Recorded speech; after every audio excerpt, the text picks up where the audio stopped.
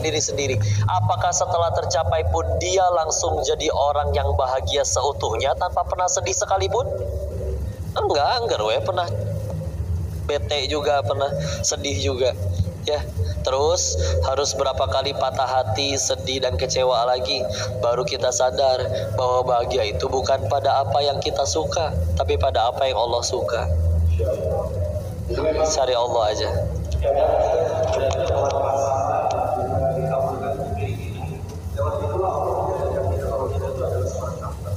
Dan makin matang biasanya mental dan pribadinya. Tapi kadang-kadang kita sudah diberikan apa yang kita inginkan, justru malah kita semakin lupa. Ya,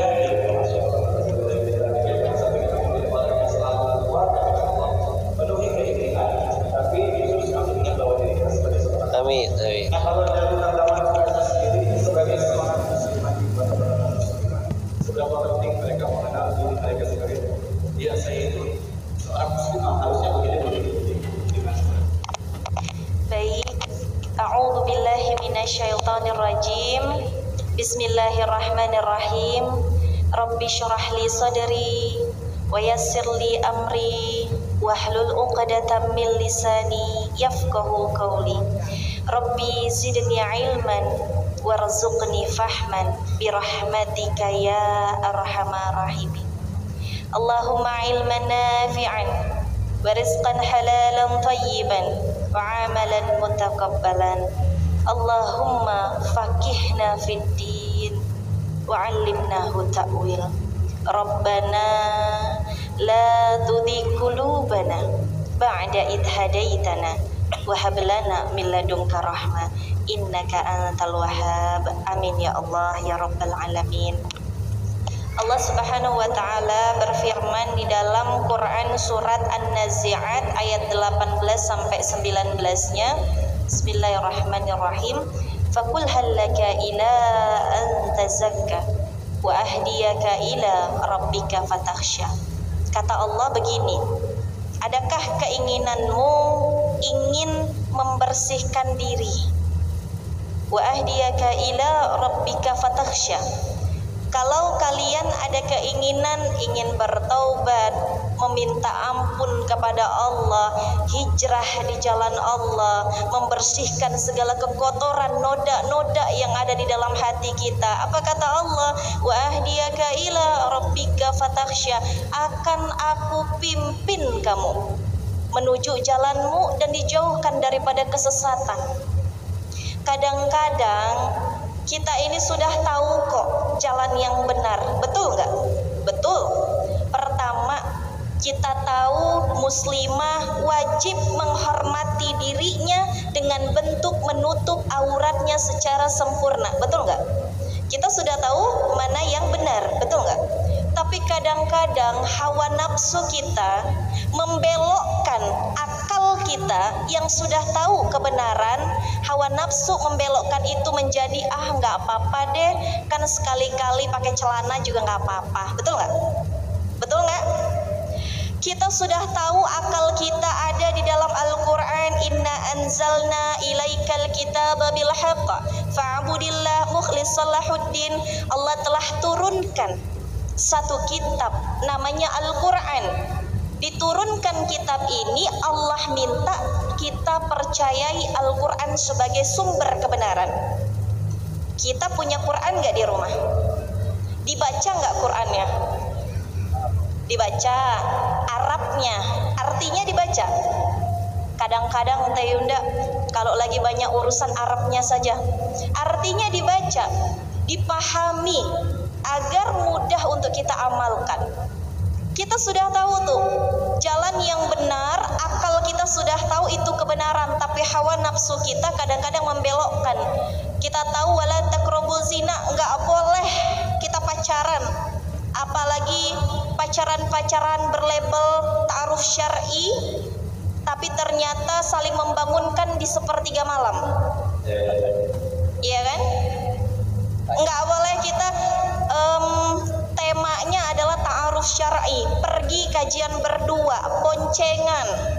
Terus pas hadir di seminar seperti ini, ustadznya bilang, nggak boleh pacaran, wala taqrabuz zina, maka jaga dirimu, nanti jodohmu juga. Perbaiki hubungan kita kepada Allah Subhanahu wa taala. Di dalam Islam itu ada 3 koneksi yang jangan sampai terputus, teman-teman. Kalau misalnya teman-teman hobi nonton, pas internetnya tidak koneksi, tidak terputus koneksinya, teman-teman galau nggak? Galau. Lagi mau nonton Netflix, mau nonton Korea, drakor, internetnya habis, galau nggak? Galau. 3 koneksi ini jangan sampai terputus dalam hidup kita. Yang pertama adalah hablu minallahnya jangan sampai terputus. Hubungan koneksi kita kepada Allah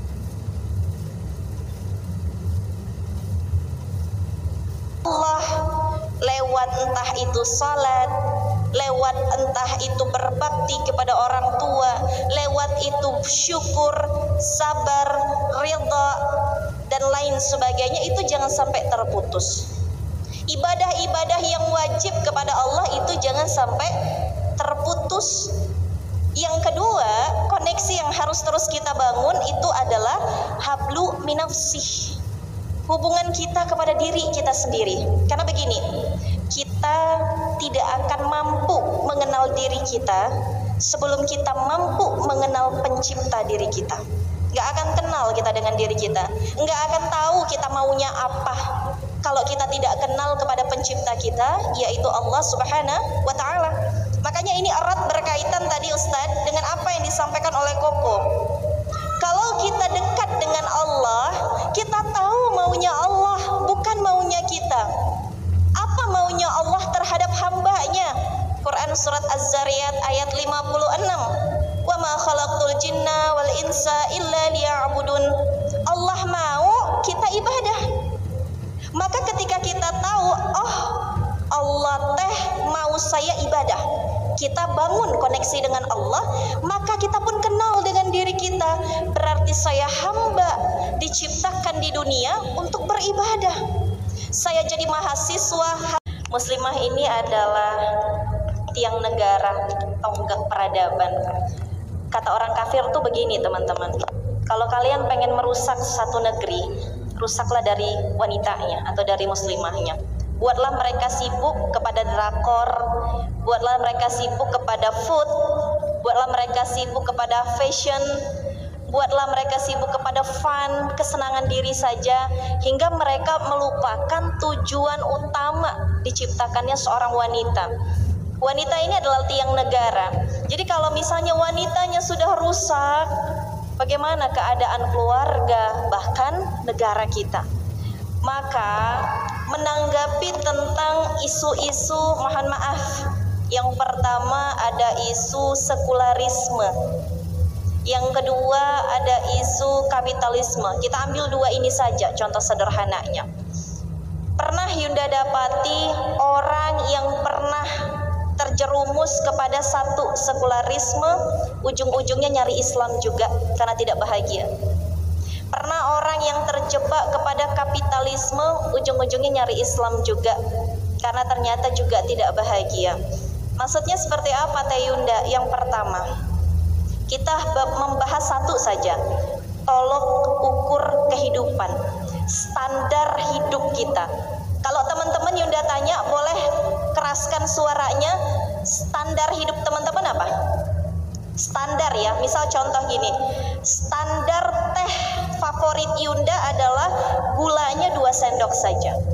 Standar pasangan Yunda adalah minimal dia bisa baca Quran, dia sholat 5 waktu, dan tentu standar itu berbeda toh antara Yunda dengan teman-teman. Tapi kalau di dalam Islam, standar kehidupan muslim dan muslimah itu cuma satu. Apa standar kehidupan kita, teman-teman? Boleh dijawab dengan suara yang keras? Sebelah kanan dulu deh. Jangan-jangan bingung nih. Ya, sebelah kanan dijawab ya. Saya suka curiga sih bolong. Iya, saya suka curiga juga sih. Diam-diam ternyata khusyuk. Saya kira khusyuk berzikir, ternyata baca Quran. Tapi nanti ya, kurang tepat waktunya. Sebelah kanan saya boleh dijawab standar hidup teman-teman apa? Boleh suaranya lebih keras?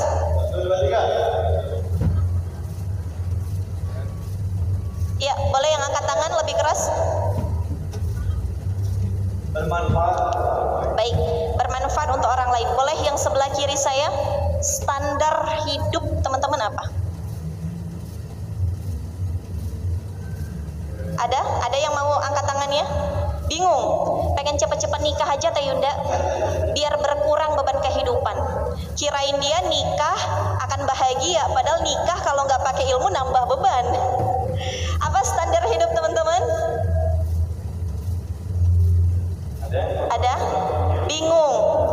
Angkat tangan yang bingung? Nggak juga. Apa yang teman-teman rasakan? Oke, angkat tangannya boleh. Apa standar hidup teman-teman? Yang bingung angkat tangannya. Baik, yang belum tahu standar hidupnya boleh angkat tangannya. Oke, apa yang dirasakan? Bingung ya? Bingung? Speechless. Baik, ini membuktikan hari ini berapa orang yang hadir? 350 orang hadir sini, cuman sebagian beberapa persen saja, mungkin Yunda hitunglah 2% saja yang mengetahui standar hidupnya. 350 orang bingung apa yang menjadi standar hidupnya. Baik, Yunda ganti pertanyaan. Sebelah kanan mohon dijawab, apa tolok ukur kehidupan teman-teman sehingga teman-teman itu bahagia, merasa berhasil, sukses dalam hidup ini? Apa tolok ukurnya? Apa yang sebelah kanan? Ridha Allah. Menggapai ridha Allah. Baik. Sebelah kiri? Sebelah kiri kayaknya butuh ini, telepon. Bantuan kayaknya sebelah kiri. Apa tolok ukur kehidupan teman-teman? Bingung? Lambaikan tangan. Baik. Yunda hitunglah 50%-nya telah memahami tolok ukur standarisasi dalam hidupnya. 50% lagi bingung. Kita coba bahas di sini. Inilah gunanya kita ngaji, teman-teman. Bahkan dikatakan oleh guru Yunda, bahkan suami Yunda selalu mengingatkan kita itu minimal seminggu sekali kudu ngaji, kudu charger iman, kudu ngecas diri. Charger aja lobet kudu dicas. Diri kita lobet, habis ini pemikirannya, habis ilmunya, tergerus oleh kapitalisme, sekularisme. Kok kita nggak mau ngecas diri kita? Maka pesan dari guru Yunda, minimal teman-teman, seminggu sekali datanglah ke majelis ilmu. Kenapa Yunda bilang begitu? Karena ternyata itu kewajiban. Sama seperti kita sholat. Talabul ilmi faridatun ala kulli muslim wal muslimah. Ingat ya, bukan cuma suami muslim, tapi juga istri muslimah. Menuntut ilmu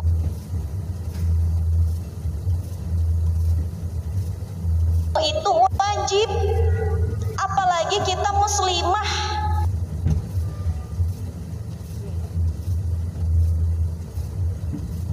Dari rahim orang muslimah yang salehah, yang akan melahirkan lagi pemimpin-pemimpin negeri Islam. Ini muslimahnya lagi pada tidur, Ustaz. Muslimahnya lagi sibuk drakor, Ustaz. Muslimahnya belum mengetahui standarisasi dia hidup untuk apa. Tolok ukur kebahagiaan dan kesuksesannya itu apa? Kalau kita bahas, ada seorang sahabat Yunda.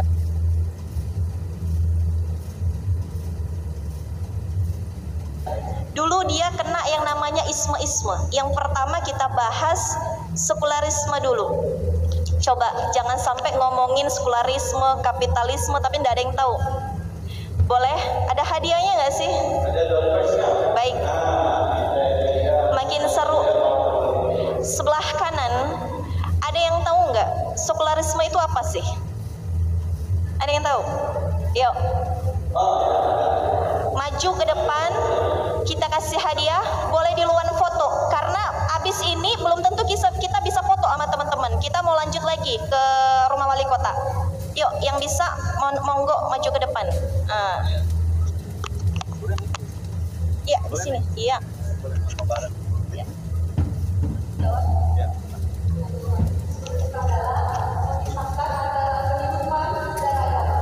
Masya Allah, tabarakallah. Boleh, panitia boleh dibantu foto ya? Ya, Masya Allah.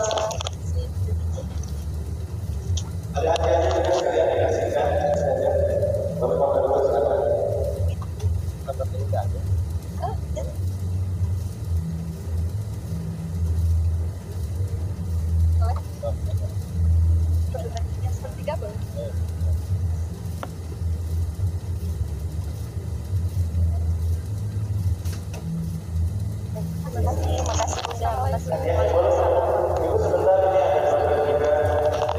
Masya Allah, barakallah. Terima kasih Umi, wajazakillah khairan. Terima kasih Umi. Baik, udah. Umi siapa tadi namanya, Mi? Umi Unon, Masya Allah. Sepertinya dari wajah-wajahnya Umi ini adalah seorang musyrifah ya, Mi ya. Seperti wajahnya ini seperti Guru Yunda. Benar apa yang disampaikan oleh Umi. Sekularisme itu adalah apabila kita memisahkan agama dari kehidupan kita. Contohnya gini, Tayunda nggak usah bobo agama deh, di kantor nggak usah bobo agama deh. Misal nih, kita mau pakai pakaian yang syar'i, kata bosnya, kok kamu berislamnya sebegitunya sih? Banyak kok orang yang Islam juga tapi kerudungnya cekek lehan. Terima kasih, jazakillah khairan. Baik, bismillahirrahmanirrahim. Memang yang jadi incaran kaum kafir, kaum barat itu muslimah saat ini. Kita harus membuka mata, kita tuh sedang diincar. Kalau kita lihat negeri kita, saudara kita di Palestina, siapa yang dibombardir, siapa yang dimusnahkan? Yang pertama adalah wanita, yang kedua adalah anak bayi atau anak kecil. Karena perempuan di sana luar biasa, tidak takut mati, jihad fisabilillah, bahkan melahirkan seorang anak yang juga siap mati untuk Islam, untuk membela tanah kelahirannya. Maka mereka tahu mana yang harus dihancurkan. Maka mereka membuat yang namanya normalisasi. Oke deh, kalau sekularis mereka udah paham, mereka nggak mau tuh pisahin agama dari kehidupan karena udah mulai ngaji. Ya, yang kedua, mereka juga udah tahu tuh bahwa harta itu bukan standar kebahagiaan mereka. Oke, kaum barat bikin lagi tuh, apalagi ya yang bisa membuat mereka itu ikut pada kita tanpa mereka sadari, yaitu normalisasi. Seolah-olah normal padahal keluar daripada syariat Islam. Contoh, bahkan mohon maaf, ada seorang muslimah yang mendukung LGBT padahal kerudungnya mohon maaf panjang. Kenapa? Karena dia merasa ya nggak apa-apa tuh Teh Yunda, kalau sama-sama suka, kenapa sih? Belajar dong memanusiakan manusia. Justru kalau kita dukung itu teh bukan manusia, hewan saja. Mohon maaf, kucing ya, mohon maaf, untuk menyalurkan fitrah kekucingannya dia aja nyari betina, betul nggak? Kok kita yang manusia laki-laki nyari laki-laki? Berarti siapa yang kayak hewan? Masa kita kalah sama kucing? Iya kan? Maka teman-teman yang dirahmati Allah, dalam menanggapi yang namanya normalisasi, ya udah lo nggak apa-apa Teh Yunda, gak usah berlebihan lah dalam beragama. Makanya tadi Yunda belum selesai. Standar kehidupan kita itu adalah ridho Allah. Apa teman-teman? Ridho Allah bisa kita ketahui dalam apa? Dalam petunjuk satu kitab yang Allah turunkan kepada kita, yaitu Al-Quran. Yang kedua, tolok ukur. Ingat ya, tolok ukur kehidupan kita itu standarisasinya adalah halal atau haram, boleh atau tidak oleh Allah. Bukan standarisasinya kata kodenis, ya. Bukan standarisasinya kata manusia, karena kita punya kata Allah. Walaupun kata Allah itu perlu diterjemahkan oleh para alim ulama. Alim ulama itu siapa? Orang-orang yang benar-benar takut kepada Allah Subhanahu wa taala. Maka teman-teman, dalam kehidupan sehari-hari, contoh sederhana begini. Teh Yunda nggak apa-apa atur rumah KPR, boleh nggak? Riba nggak? Coba jawab yang keras, riba nggak? Baik, riba. Tapi sekarang KPR rumah dianggap normal tidak? Normal. Nggak apa-apa atuh Teh Yunda. Ih, Teh Yunda mah gitu-gitu amat. Saya pernah dibilang seperti itu ya Bu ya. Kita itu selalu ditawarin buat KPR rumah dan kita selalu menolak. Enggak. Kenapa kita mengatakan tidak? Karena tolok ukur kehidupan seorang muslimah sudah jelas, halal atau haram, hitam atau putih, tidak ada abu-abu, laki-laki, perempuan, tidak ada setengah-setengah, tidak ada, jelas kehidupan ini, halal, haram. Maka ketika kami KPR, apa kata Allah? Janganlah kamu memakai riba. Nanti kalau kamu pakai riba, kamu dibangkitkan dalam keadaan seperti orang yang linglung, ya, iya, kebingungan. Maka karena sudah mengetahui, maka tidak mau, ya. Nah, bagaimana cara mengetahuinya? Balik lagi harus ngaji, karena kita butuh dibimbing, kita butuh dituntun. Selayaknya Yunda dulu belum hijrah, ada yang menuntun. Dek, ini halal dek, ini haram dek. Dek, ini boleh dek, ini nggak boleh ya dek. Gitu. Minimal teman-teman punya guru, punya musyrif, punya musyrifah yang senantiasa membimbing kita. Kalau kita bingung, kita bisa bertanya kepada dia. Jadi diubah ya. Jangan semua dinormalisasikan. Boleh Teh Yunda, nggak apa-apa kok Teh Yunda. Lihat dulu, apakah ini halal di dalam agama atau ini haram di dalam agama? Apakah Allah ridho atau tidak?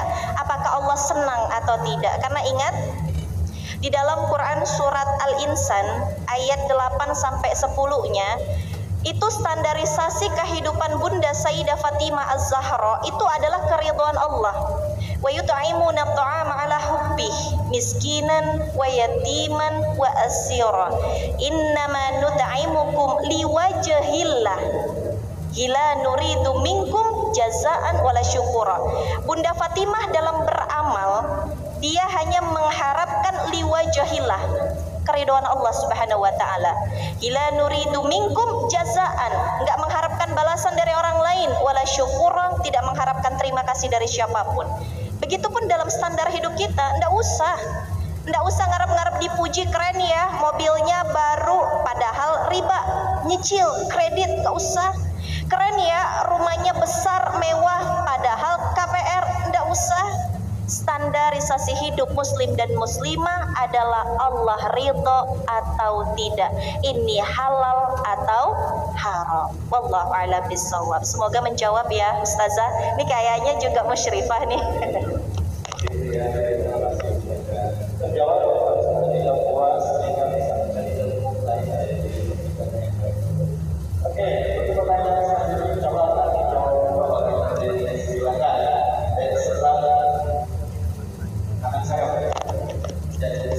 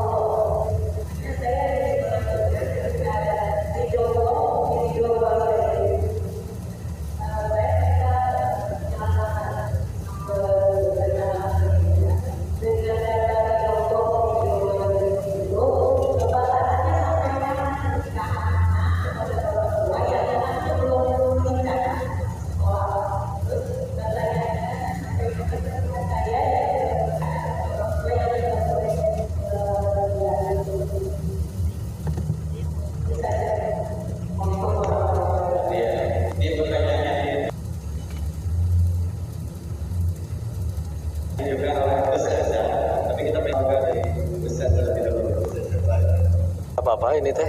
Bun?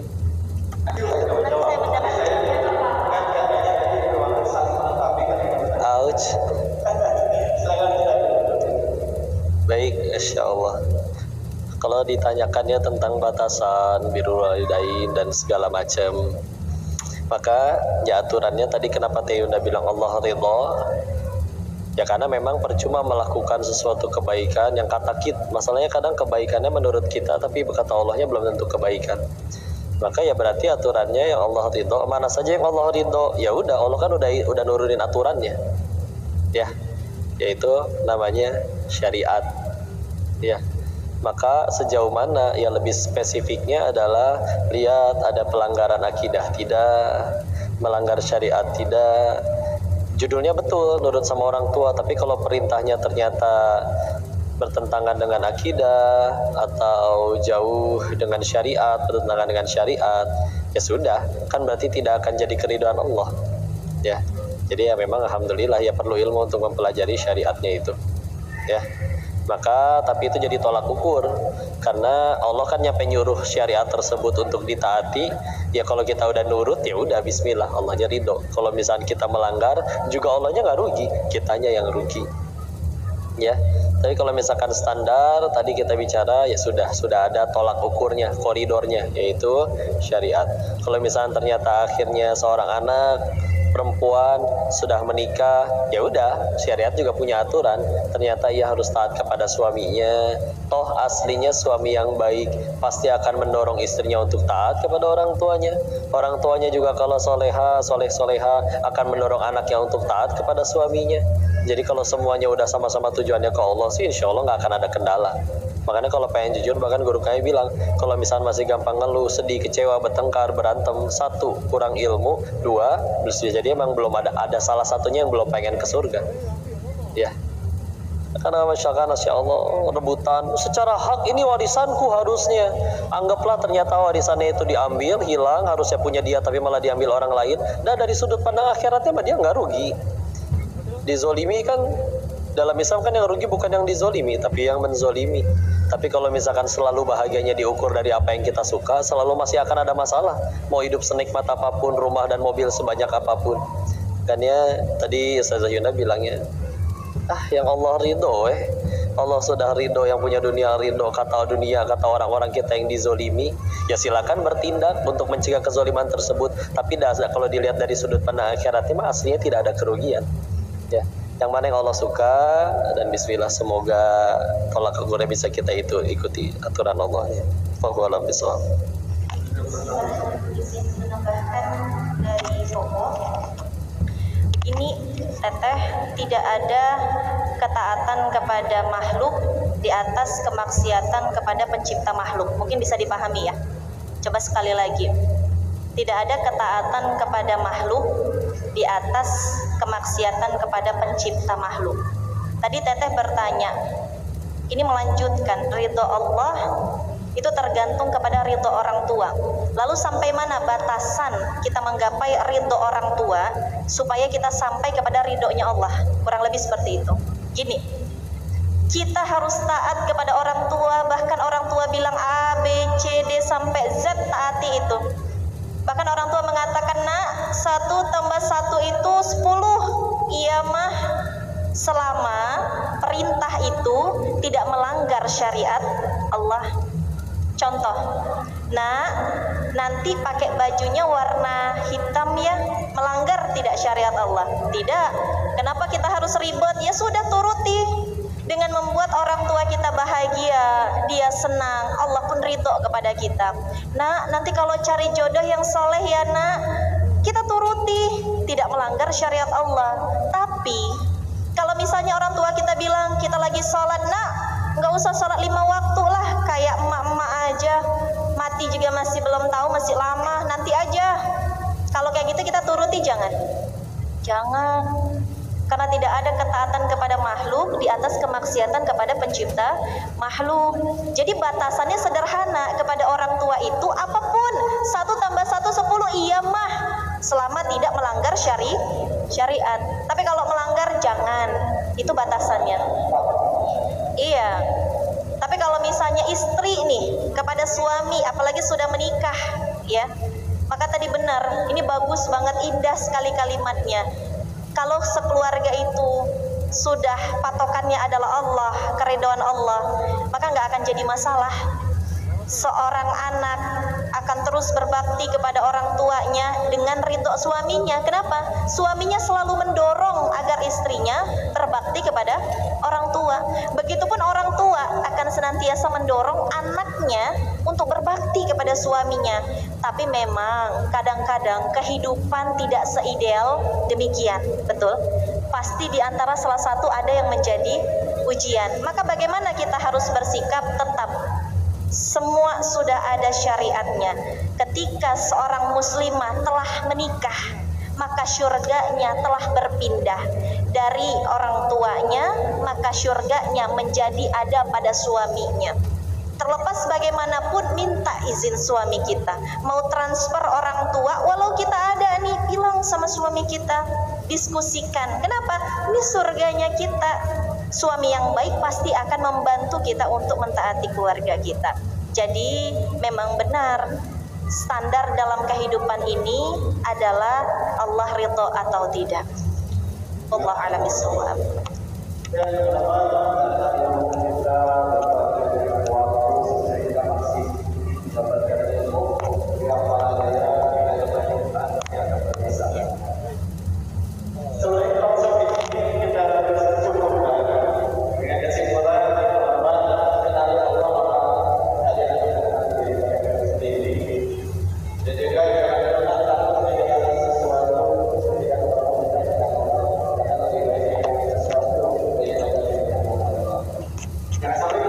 Nanti ke Jogja 16, 17, 18 Juni. Tapi mari kita Terus kedua pembicara kita yang luar biasa. apa lagi tadi? Oh iya, ke Medan 24 sampai 31 Juli. Panjang kan, 24 sampai 31 Juli. Nantiin dulu ya. Alhamdulillah rabbil alamin. Astagfirullahaladzim. Astagfirullahaladzim. Iya udah.